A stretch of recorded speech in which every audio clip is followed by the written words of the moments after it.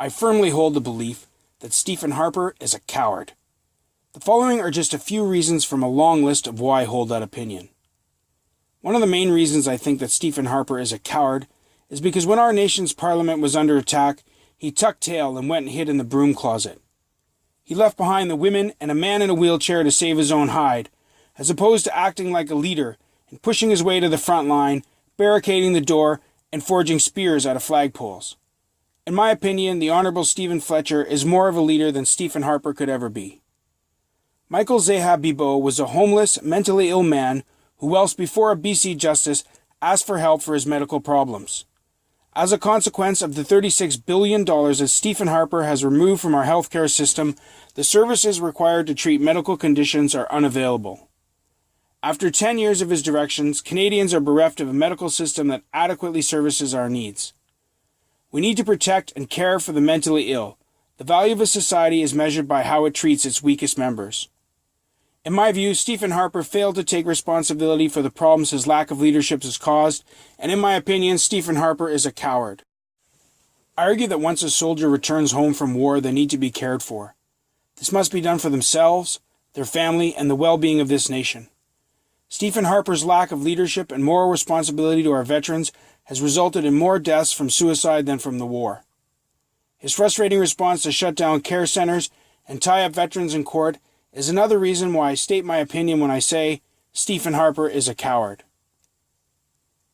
During his 10 years at the helm, the government has closed 12 of the 16 regional offices of Status of Women Canada. He eliminated the $1 million Status of Women Independent Research Fund and has failed to resolve the missing and murdered Indigenous women problem that plagues Canada. Although they are only 4.3% of the female population, they account for 11.3% of missing women and 16% of the female homicides. Stephen Harper failed to rewrite prostitution laws in good faith and has publicly attacked a Supreme Court justice. He refuses to admit what he did was wrong and apologize. It is in my opinion that Stephen Harper is a coward. Stephen Harper has diminished the protection of our waters, food, and safety of transportation. With Bill C-45, he removed the protection afforded to our lakes and rivers provided by the Navigable Waters Act. Without clean water and food, we will perish. For his failure to protect our natural resources, it is my opinion that Stephen Harper is a coward. A significant percentage of crimes are committed by those under the age of 25. Kids that are playing sports are not breaking into cars. By cutting the funding, it decreases the chance of poor kids learning the life lessons that team sports provides. Perhaps if Stephen Harper played more sports at an early age, he could better get along with others now. For cutting kids' fundings, it is my opinion that Stephen Harper is a coward.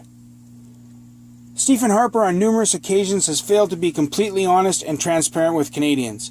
He refuses to answer questions during debate, and those posed by the media. According to one news agency, Stephen Harper misled Canadians 7 times during a 2-hour debate. It takes courage to answer for your actions. It takes courage to lead a country. My opinion is that Stephen Harper cannot lead Canada because Stephen Harper is a coward. Please note the handy one-touch call button. Perhaps you can call Stephen Harper and ask him why, that when Canada was being attacked, he hid in the broom closet.